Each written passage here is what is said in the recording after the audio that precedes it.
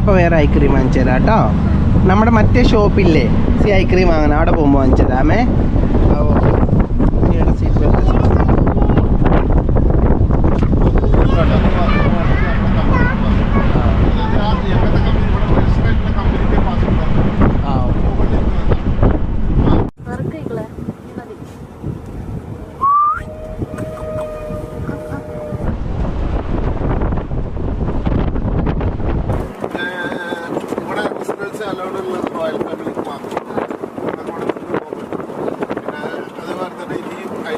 fresh water